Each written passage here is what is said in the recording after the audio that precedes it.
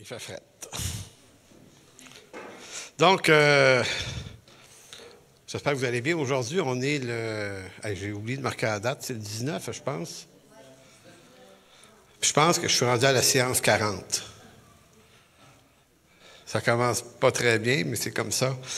Donc, rétrospective. La semaine dernière, on a exploré le sujet des ténèbres et la lumière. Et puis, et là, aujourd'hui, les versets qui font la suite de ce texte-là, dans Jean chapitre 3, versets 17, 18, 19, 20, 22 et compagnie, on a fait ça la semaine passée, mais à partir du verset 22 jusqu'à 25, on ne les commentera pas dans cette étude pour la simple raison que ce sont des versets où ils nous disent que Jésus est parti d'une place pour aller dans une autre.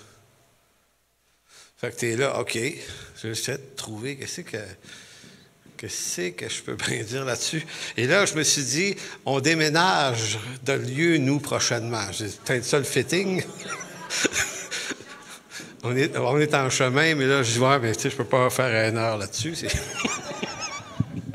Mais aujourd'hui, on va en parler de ça parce qu'effectivement, on va, d'ici quelques semaines, déménager, changer de lieu de rassemblement. Et puis, il faut, Michel et moi, on se disait, bien, à un moment donné, l'Église ici est au courant, mais il y a des gens qui nous écoutent puis qui nous visitent des fois. Puis, c'est important peut-être de le faire savoir maintenant de façon plus largement.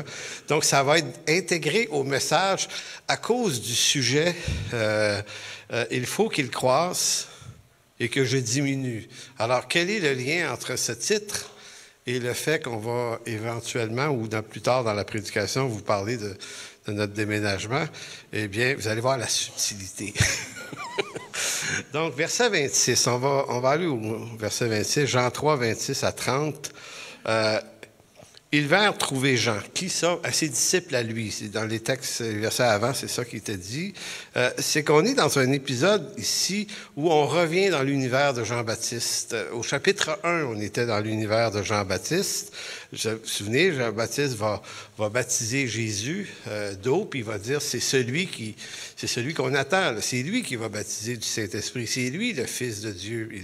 Donc, il y a tout ça au chapitre 1, et après ça, on avait quitté ce sujet-là, mais là, c'est comme si on revient, comme il est plus tard, la situation a changé, donc les disciples de Jean-Baptiste vinrent trouver Jean et lui dire, « Rabbi, celui qui était avec toi au-delà du Jourdain et à qui tu as rendu témoignage, voici, il baptise et tous vont à lui. » Retenez ce verset parce que ça nous parle beaucoup de notre humanité et donc, en fait, de leur humanité à eux, mais de la nôtre aussi. C'est-à-dire comment humainement on est fait. On croirait entendre, écoute, qu'est-ce qui se passe? Tu sais, lui, là, à qui t'a dit que c'était le Fils de Dieu, ça donne l'impression qu'ils n'ont pas capté l'importance de ce que Jean leur avait dit au chapitre 1. Eux autres sont encore avec Jean. Puis là, il y a comme, ouais, mais il est comme plus populaire. Tu sais, voici, il baptise et tous vont à lui. Il faut comprendre que ces hommes-là, c'est des hommes de même nature que nous, qui ont le même type d'insécurité, le même type de recherche du succès. C'est des hommes, donc ils vont vivre les choses comme on les vivrait. Et c'est là qu'on voit qu'il y a quelque chose d'intéressant à regarder aujourd'hui. Parce que Jean répondit au verset 27, « Un homme ne peut recevoir que ce qui lui a été donné du ciel. Vous-même m'êtes témoin que j'ai dit, je ne suis pas le Christ, mais j'ai été envoyé devant lui, celui à qui appartient l'épouse, c'est l'époux. Mais l'ami de l'époux qui se tient là et qui l'entend éprouve une grande joie à cause de la voix de l'époux. Aussi, cette joie qui est la mienne est parfaite. Il faut que je croisse et que je diminue. » Donc, quelle est la réponse de Jean à cette possible inquiétude des disciples de Jean? C'est la réponse d'une personne mature qui comprend que son appel, sa vocation, lui a été donné du ciel pour un moment. C'est fini. S'il a été envoyé pour être celui qui va présenter, être le témoin de celui qui doit venir, maintenant, si celui qui doit venir est déjà venu, ben c'est fini. Mais Jean n'est pas vieux, là. Jean est un peu plus jeune, de 6 mois, plus jeune ou plus vieux? Plus vieux, hein? Donc, quel âge lui donnez-vous à ce moment-ci, là? 31, 32 ans. C'est un peu jeune, hein? Mais que ce soit 31, 32, c'est pas mal la même chose, là. Mais je veux dire, c'est pas comme si le gars en avait 78, là, puis il dit, bon, OK, ça va aller. mais là t'es comme la fleur de l'âge. Puis j'ai trouvé intéressant de se rendre compte de l'humanité des choses, parce que c'est de ça dont il s'agit ici. Donc, le plus grand défi, puis là, je fais une corrélation avec le ministère public du pasteur, du prédicateur ou de gens qui ont comme une portion pour l'Évangile public. C'est mon cas, puis c'est le cas de beaucoup de confrères là-dedans, mais c'est un très grand défi pour un pasteur. Non, le plus grand défi pour un pasteur, c'est pas tant d'assumer fidèlement sa charge pastorale, voire même de trouver sa place dans la cohorte des prédicateurs de sa génération, parce que c'est comme ça que ça fonctionne. Quand tu es pasteur d'une église, ben il y en a plein d'autres qui font ton métier, puis tu essaies de, intentionnellement ou pas, consciemment ou non, tu te fais une place dans ce monde-là. Là. Il y a comme une espèce de pourrais-tu dire un jet set, des fois presque. Mais tu sais, t'en as des importants, des moins importants, des pas très importants. Puis, tu sais, au fond, ton intention, il faut être honnête, là. Surtout si tu vis en périphérie d'une grande ville, t'aimerais ça, tu sais, être connu, reconnu parmi les tiens. Parce qu'ils font le même métier que toi. Donc, ça existe, ça. Si un pasteur me disait « Non, pas moi », t'es vraiment aveugle, là, t'es pas conscient de toi-même. On est construit comme ça, c'est pas normal, c'est ça qu'on est.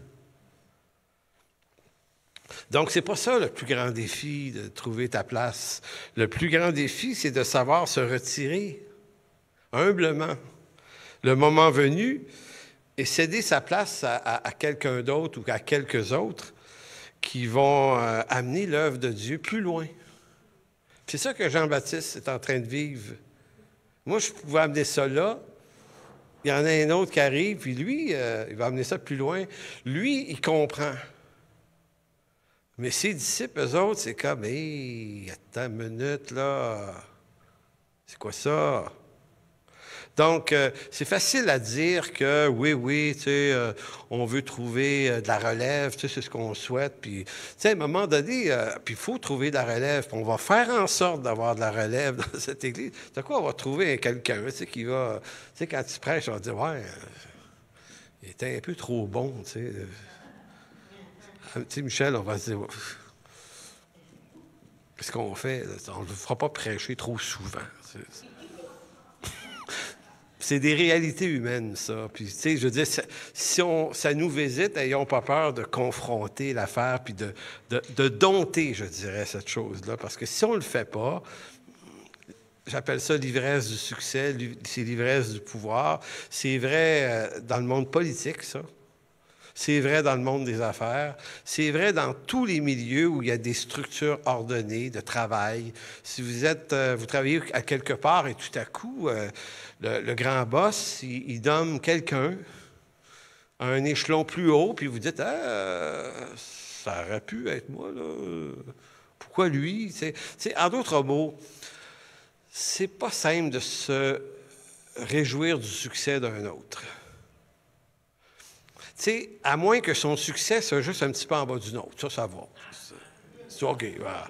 C'est beau, c'est bon ce que tu fais. Puis tu te dis, ouais, c'est bon, mais tu es peut-être encore plus bas que moi, fait que je peux encore t'encourager. Mais quand la personne dépasse, que c'est pas facile. Donc, c'est pour ça que l'exemple de Jean-Baptiste, et c'est ça que j'ai pu saisir de ce texte-là, on a en lui une grande leçon d'humilité, puis quelqu'un à imiter.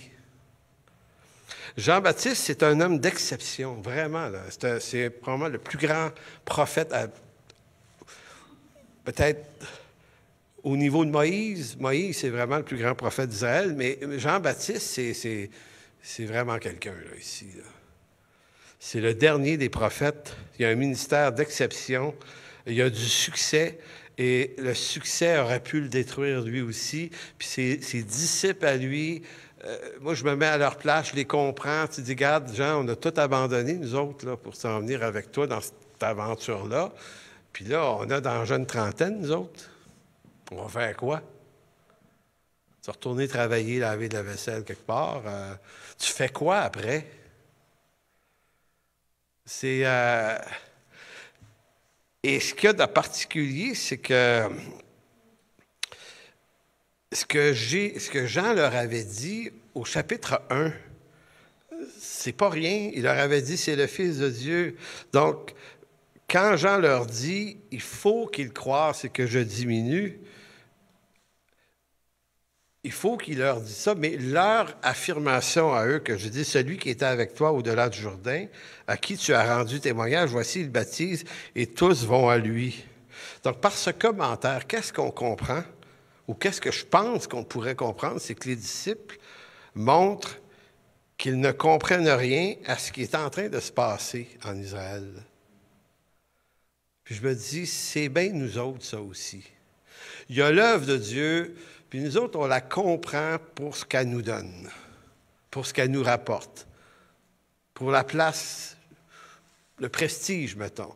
Parce que si vous êtes un disciple de Jean-Baptiste, à l'époque, Jean-Baptiste, il est populaire, là, lui. Là,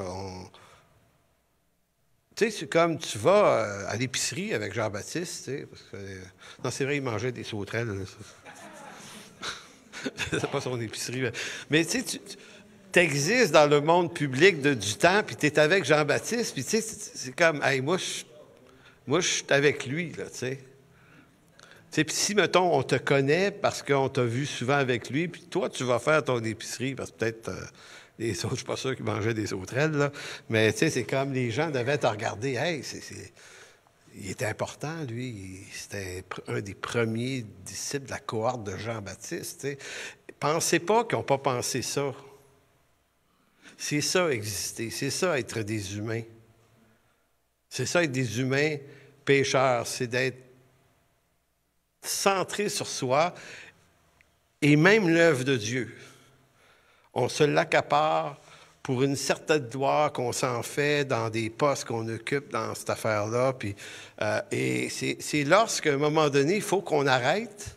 C'est là qu'on voit la maturité qui nous habite. Parce que la maturité d'un prédicateur, si on parle d'un pasteur, ne se mesure pas par l'ensemble de tes réalisations publiques, par ta connaissance théologique. Ça, c'est facile. Vous avez de bonne mémoire, vous lisez des gros bouquins, puis c'est facile de communiquer du matériel de très haute qualité. Donc, c'est facile. On peut avoir un don d'être bon pour s'exprimer en public, puis on peut faire toutes sortes de projets. Mais tout ça, ça dit ce qu'on est capable de faire. C'est correct, faisons-le. Mais c'est lorsqu'arrivent des défis comme ceux-là que là, tu peux mesurer où est-ce qu'on en est. Donc, c'est pour ça que je vous rapporte juste que dans Jean chapitre 1, versets 29 à 34, je ne lis pas le texte au complet, mais au verset 29, il leur avait dit, écoutez bien, là, ces hommes-là là, existent, le peuple juif, en vue de la venue du Messie. C'est leur raison d'exister à ce peuple-là. Donc, ils l'attendent. Donc, Jean avait dit au verset 29 du chapitre 1, « Voici l'agneau de Dieu qui ôte le péché du monde. » C'est une affirmation lourde de conséquences. C'est en train de dire, c'est lui qu'on attend. C'est en voulant dire, normalement, si un disciple est vraiment bien éclairé, il devrait dire, bon, ben Jean, on va te lâcher, on va avec lui. C'est en train de dire, hey les gars, c'est avec lui que ça se passe. Non, on restait là. Ah, OK. Ça, c'est au verset 29. Au verset 32, Jean-Baptiste, dans Jean 1, 32, va leur dire, « J'ai vu l'Esprit descendre du ciel comme une colombe et s'arrêter sur lui. » C'est une autre affirmation forte. Et au verset 34 de Jean 1, Et j'ai vu et j'ai rendu témoignage qu'il est le Fils de Dieu. Donc, si ces hommes-là avaient vraiment écouté, ils auraient compris que, OK, ça s'arrête ici, on entre dans le truc, là. Ça se passe sous nos yeux, puis ça se passe avec nous.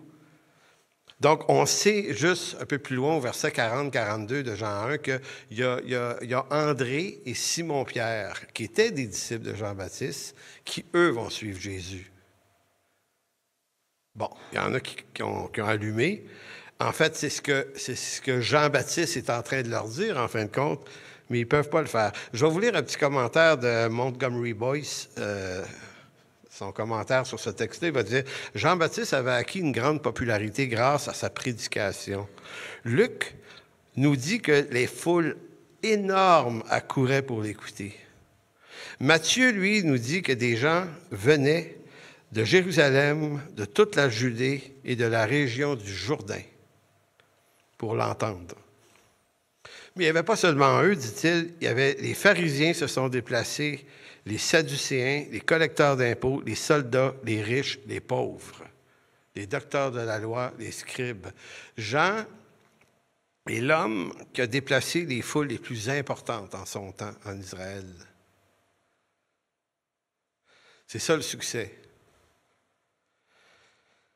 Jean était regardé pour plusieurs comme la réincarnation de Élie le prophète, dont il est le type, en passant, l'antitype, là, une autre histoire. Mais écoutez, Élie, là, en Israël, Élie, c'est l'homme au char de feu, là. C'est énorme, là. C'est les 850 faux prophètes de Baal et d'Astarté, pas des prophètes, mais des prêtres.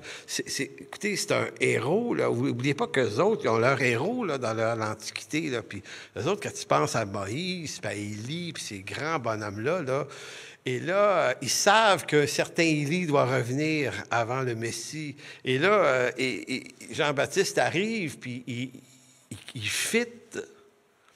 Fait qu'imaginez-vous être cette personne-là sur qui une attention aussi forte est mise. Donc, c'est pour ça qu'on pourrait dire que le problème, c'est pas tant d'avoir du succès. C'est pas un problème d'avoir du succès si telle est la volonté de Dieu. Moïse a eu du succès, Jean-Baptiste a eu du succès, d'autres qui ont eu du succès. C'est pas d'avoir du succès le problème, mais c'est comment on le gère pour éviter de sombrer dans l'ivresse du succès, parce que le pouvoir que le succès apporte, c'est une drogue dure dont il est difficile de s'affranchir. Donc, c'est vrai en politique. Moi, je me souviens, il y a de nombreuses années, j'étais au Togo, à Lomé, dans la capitale, on était un petit groupe. Puis à un moment donné, on voit la garde du présidentielle bloquer des rues. Puis là, les Togolais avec qui on était disent « Ah, le président va passer. » Quand le président passe là-bas, là, il allait au port chercher l'argent des taxes sur les bateaux. Ça a l'air qu'il se collectait là-dessus, lui. Tout le monde le sait, mais là-bas, c'était comme parle-en pas.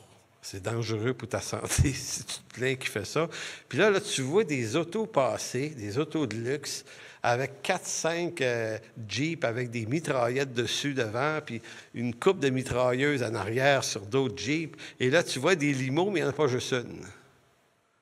Il y en a 3, 4, je ne me souviens plus comment il y en avait. Puis là, je dis, pourquoi il y en a autant? Bien, il dit, il n'embarque jamais dans le même. Tu sais, le gars, là, il se dit, s'il y en a juste une, ils vont tous savoir celui-là. Si quelqu'un veut tirer un missile, il va tirer. Écoute, j'étais là, wow, écoute, t'es au Togo, t'es pas aux États-Unis, là, ici, t'es pas, tu sais, c'est pas... Ils ont dit, c'est pas grave, il dit, ah ben, du monde veulent le tuer, ici. Bon. Cela dit, on se met à jaser de c'est qui était qui, cet homme-là, puis son père avant lui, puis c'est des dictateurs de père en fils. Puis là, tu es toujours en train de dire, mais pourquoi ils veulent le garder autant, le pouvoir? Tu sais, pourquoi il n'y aurait pas l'idée de dire, ah, on va faire des élections démocratiques, regarde, tu as là une couple d'années, on va laisser la place à un autre. Ils ne sont pas capables. Kim Jong-un, même chose, de père en fils.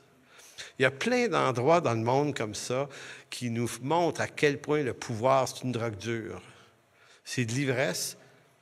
Puis ça, c'est comme les gens extrêmement riches. Tu sais, tu atteins ton premier milliard. Moi, il me semble, je me dirais, correct, là. Hein? On va arrêter. Non, ceux qui sont dans ça, ils en veulent un deuxième. C'est de l'ivresse. C'est comme ça qu'on est. C'est comme ça. On va dire, on est tous comme ça. Moi, je n'ai pas le milliard encore, là. Mais vous comprenez, peu importe là où on est, ce type d'ivresse-là, dépendant du domaine dans lequel on œuvre, va nous visiter. Tournez dans 1 Samuel 18, 5, 14. Je voulais juste lire un texte qui montrait que dans l'Antiquité, ces émotions et ces sentiments-là existent aussi. C'est l'histoire de Saül et David. Juste après que David eut tué Goliath, au chapitre 18 de 1 Samuel, verset 5, vous avez cette histoire-là qui est rocambolesque. Je ne sais pas si c'est le bon mot. David allait et réussissait partout où l'envoyait Saül. Il fut mis par Saül à la tête des gens de guerre, et il plaisait à tout le peuple, même aux serviteurs de Saül. Comme il revenait lors du retour de David après qu'il eut tué le Philistin, les femmes sortirent de toutes les villes d'Israël et au-devant du roi Saül. Les femmes ont mis le trouble. Ah, je peux entendre une réaction. Les femmes sortirent,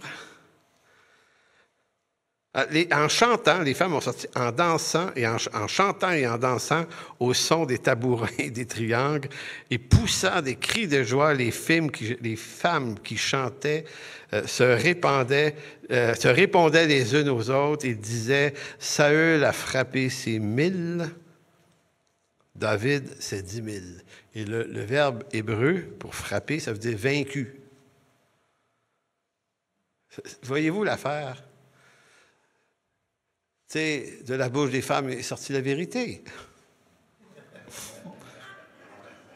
J'essaie de me rattraper, là. Non, mais quand même.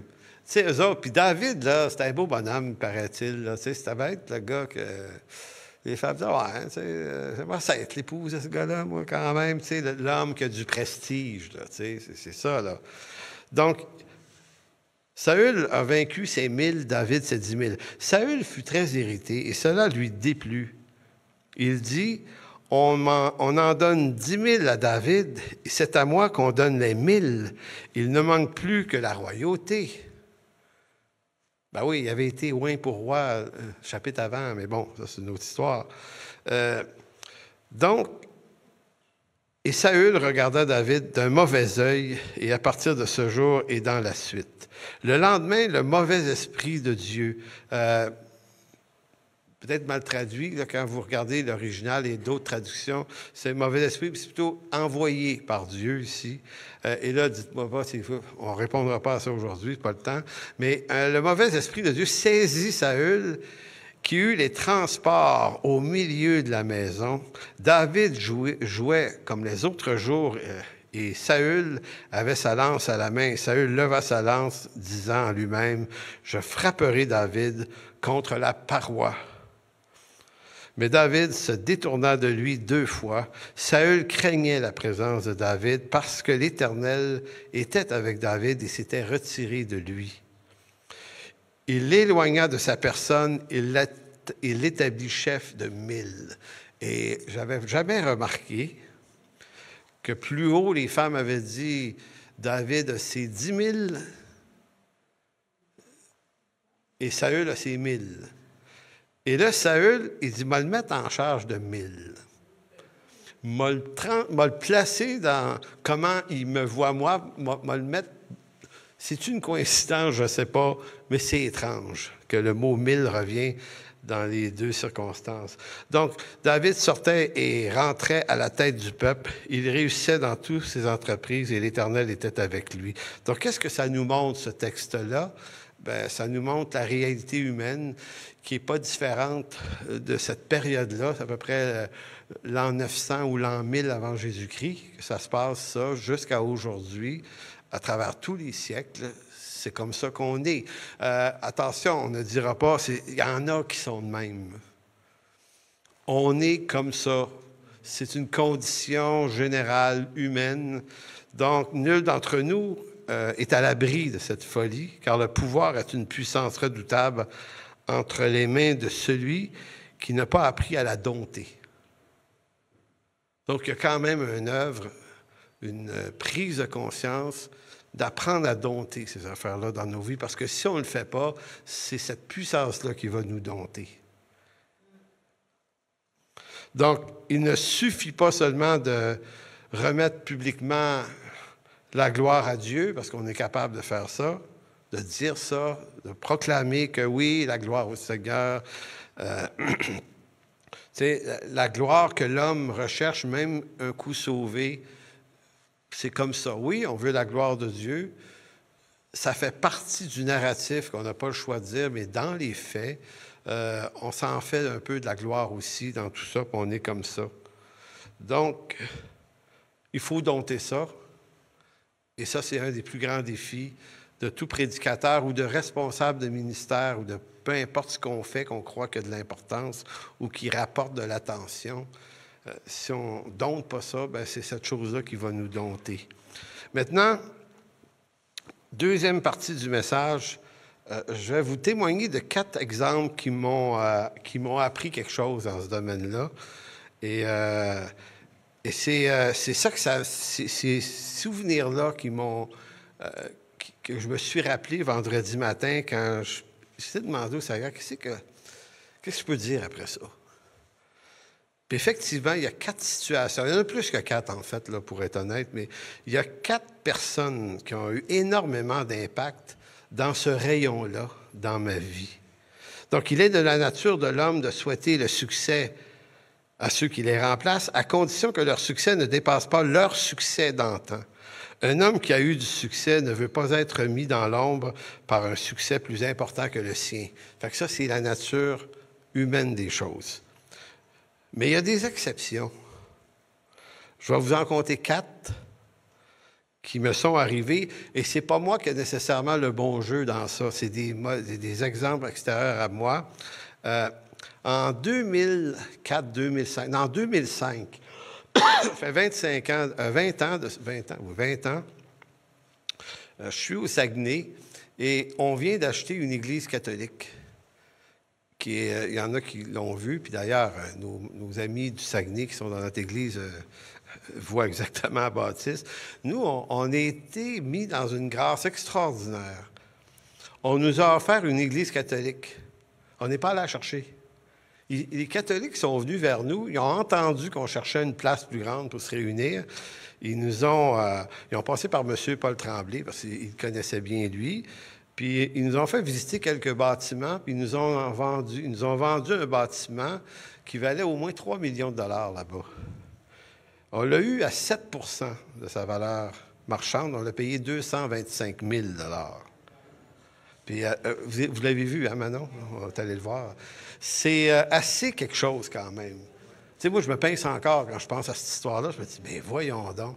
Donc, ce que ça faisait, cette affaire-là, ça nous a donné comme Église un rayonnement au milieu des églises chrétiennes. Il y en a une dizaine là-bas, en tout cas à l'époque, c'était ça. Puis c'était comme... Puis nous, on était de ces 10 églises-là la dernière arrivée, en 90. Puis là, on avait le vent dans les voiles. C'était quelque chose. À l'Église, la Bible parle de l'abbé. On avait un groupe de musique super bon. On avait des musiciens de qualité. Écoutez, on avait un centre marin qui était beaucoup financé par M. Tremblay, mais c'est locaux. Puis donc, on s'occupait des bateaux qui venaient d'outre-mer. On s'occupait des marins. On avait un comptoir alimentaire aussi. Desservait, je ne sais plus, c'est une centaine de familles ou plus. On avait ça. On allait en Haïti, on allait en Afrique, on faisait tout. On avait des articles dans les journaux aussi, à tous les dimanches, on publiait. Et puis, l'Église agrandissait, puis c'était une période de grande bénédiction et de grande prospérité pour nous. Et voici qu'un pasteur, puis je vais le nommer parce que c'est tout à son honneur, c'est le pasteur Jacques Girard de l'Église Pentecôte de Jonquière. Son église n'est pas loin, là. 20-25 minutes. Puis les gens qui vivent à Chicoutimi, bien, ils sont aussi proches de la sienne que de la nôtre. Puis les chrétiens sont surtout à Chicoutimi. Donc, il a fait quelque chose qu'à peu près aucun pasteur fait. Parce que tu vas inviter des fois des pasteurs à ton église pour venir prêcher, mais tu vas inviter un pasteur que son église est assez loin pour que, s'il est vraiment très bon, c'est fou ce que je vous dis, mais c'est comme ça que pense une église, en gros. Si tu ne feras pas venir le pasteur de la même ville qui, lui, a le vent dans les voiles dans la tienne, si la tienne, c'est comme ça, tu vas dire « Hey, je suis pas cave, là. » Bon. Et puis, mais ce pasteur-là, Jacques Girard, il m'appelle. Il me dit « Réal, il dit, puis on se connaissait, on priait souvent ensemble, donc on se connaissait bien. Il me dit « Écoute, j'aimerais ça t'inviter un dimanche soir à notre église. » Puis il dit « On va faire ça sous forme d'entrevue. » Il dit, je fais ça le dimanche soir. J'invite quelqu'un, puis il dit, on jase sur la scène, puis les gens sont là. Fait qu'il dit, j'aimerais ça que tu nous parles du succès que vous avez. Moi, j'étais vraiment étonné. L'église pas loin, là. Puis il y avait des gens de son église là, qui étaient rendus chez nous, là. Vous comprenez? Il dit, je t'envoie des questions, puis il dit, prépare-toi, puis tel dimanche, on va faire ça. Je dis, bon, oui, OK. Puis le dimanche, je suis là, tout le monde est là, son église, il y a plein de monde dans notre église qui est là, c'est beaucoup de monde. Puis là, il me pose toutes sortes de questions, puis il veut vraiment que je parle de comment Dieu nous bénit. Puis moi, ça me renversait.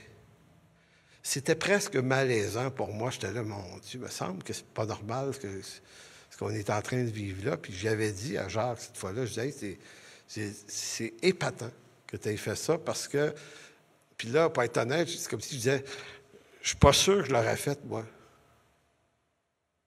Pour être très honnête, je suis pas sûr du tout. Et dans les questions, il me demandait comment t'expliques, ça c'est peut-être la seule question, monsieur, dit, comment t'expliques ce qui vous arrive à l'abbé, vous autres, tout ça?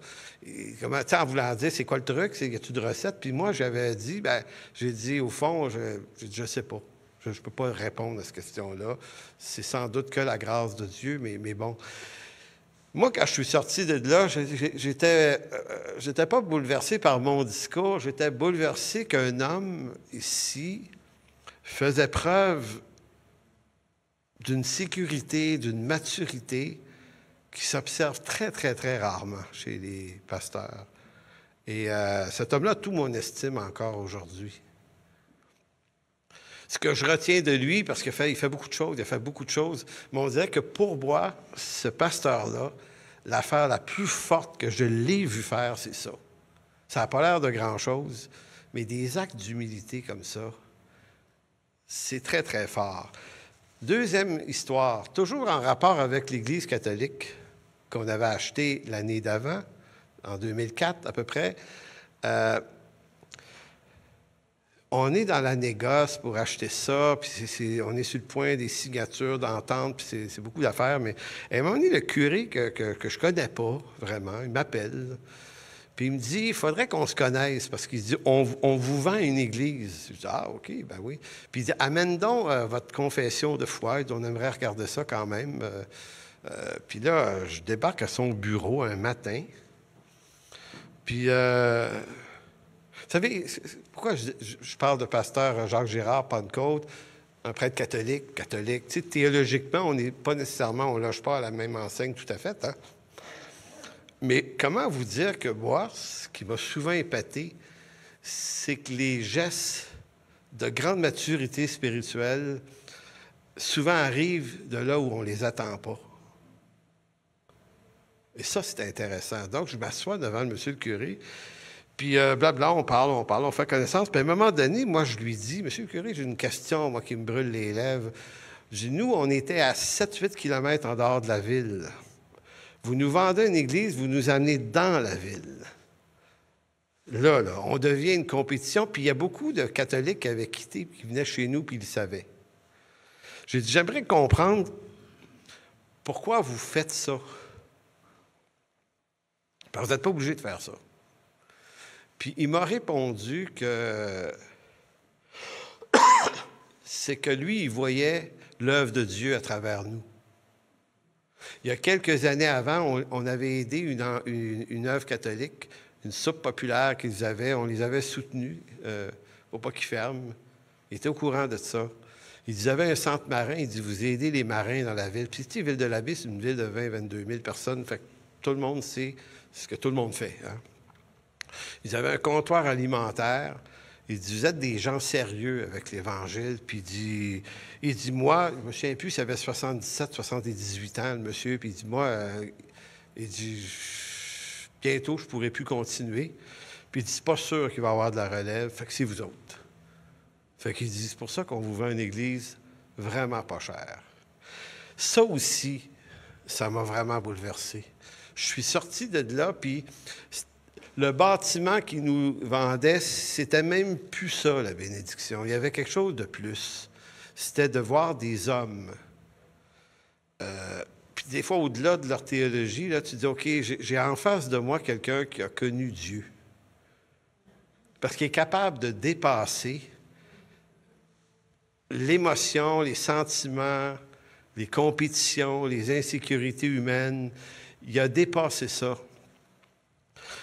Puis, on a acheté cette église-là, puis au mois de juin suivant, arrive un événement à la baie que les catholiques organisaient chaque année. Dans l'aréna, il y avait tous les kiosques des œuvres humanitaires catholiques. Il y en avait, là.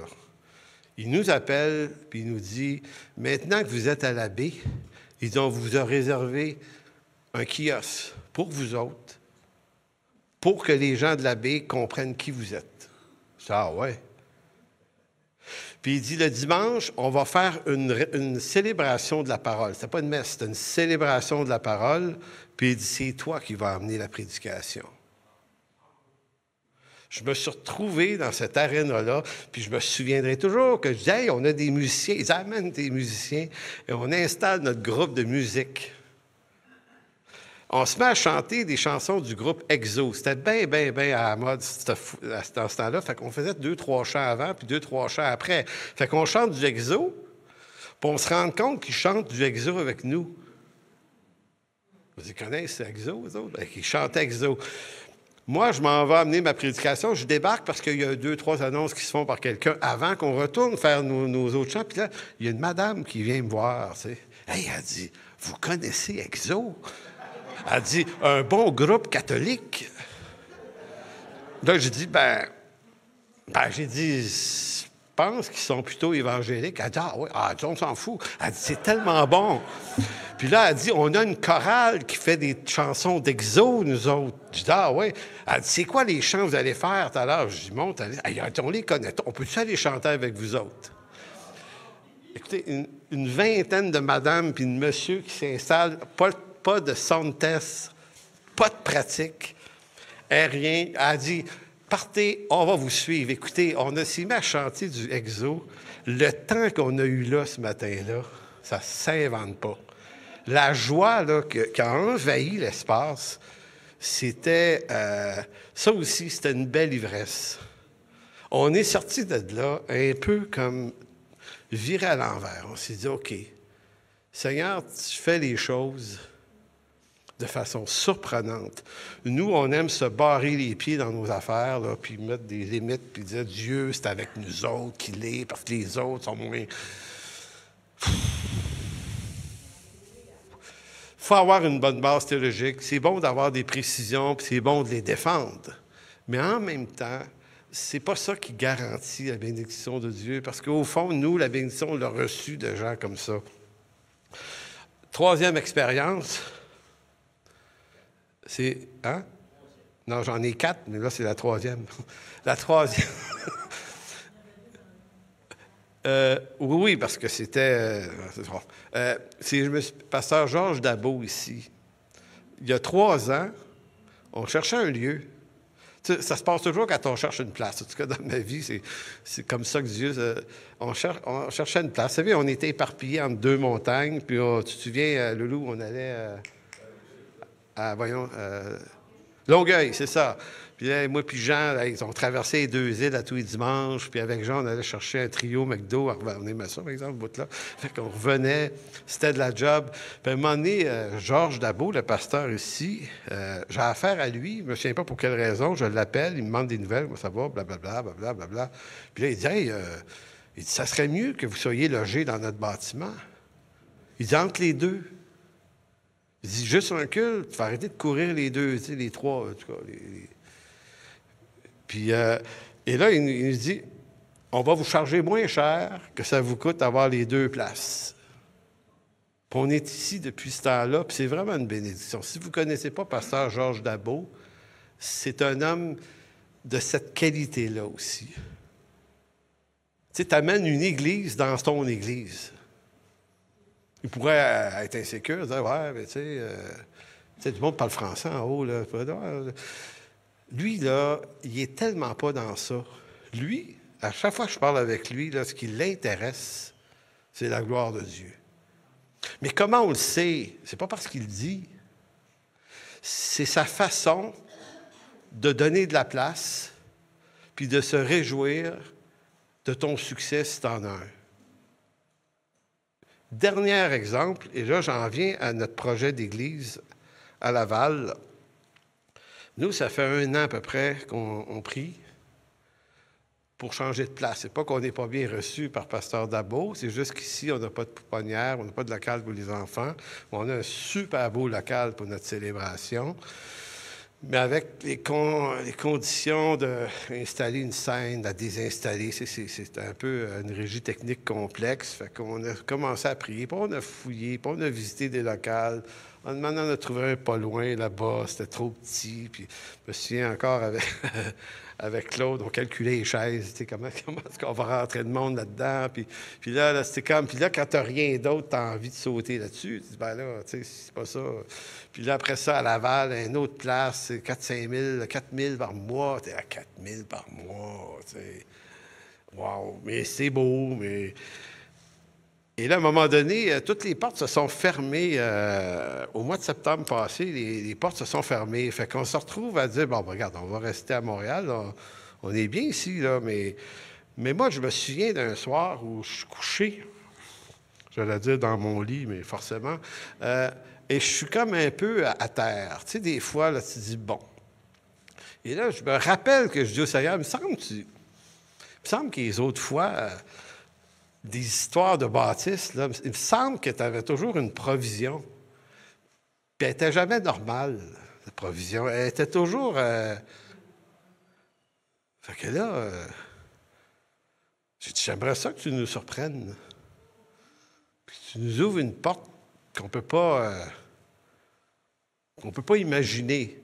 Mais tu sais, des fois, tu pries sur quelque chose, tu lances ça dans les lieux célestes. Puis tu te dis, ben ouais, mais des fois, il y a des affaires qui se peuvent tellement pas que tu ne peux pas les imaginer parce qu'elle n'existe pas, l'affaire. Fait que ça, c'était au mois de septembre. Puis je me souviens avec Michel, on s'en parlait, puis Claude, puis d'autres. Ah ouais, on va-tu voir ça? Puis Michel Bougie était là-dedans. Puis lui, il faisait affaire avec un... Comment est-ce qu'on appelle ça? Un courtier, ouais, c'est ça, qui est trouvé pour nous autres. On s'est cassé à la noix, puis il n'y a rien qui marchait. Fait que je dis, surprends-nous. Le 19 octobre passé, on est à notre convention nationale avec Jacques Avakian, qui est notre président. On est à peu près 80 églises dans le réseau Convention nationale baptiste du Canada, à peu près 80 petites églises au Québec. Fait qu'on est là, dans cette convention-là. Et là, Jacques, moi, j'allais partir, puis il dit, « Hey, bouge pas. » Il dit, « Faut que je te présente quelqu'un. » Il me présente un homme qui s'appelle Cataline, qui me regarde. Là, Jacques, il dit, tu sais, on a l'air à se dire, pourquoi? Et là, il dit, parlez-vous de bâtiment? Je dis, OK, fait que je me retourne. Et là, lui, il allume aussi Cataline, il me dit, on cherche une église baptiste de langue francophone pour venir habiter notre lieu de culte à Laval. Écoutez, on cherchait dans ce quartier-là, c'est Grand Laval, mais on cherchait dans ce quartier-là, boulevard Cartier, entre la 15 et le Pont-Viau, à peu près, tu sais. Et je dis, ouais. Tu sais, c'est comme, t'attends? Oui, il dit, on aimerait Puis il m'explique un peu leur situation, que je ne vais pas vous décrire en détail, mais c'était juste, il dit, nous, on fait des célébrations en roumain depuis longtemps. Puis il dit, là, on veut transiter vers des célébrations en français.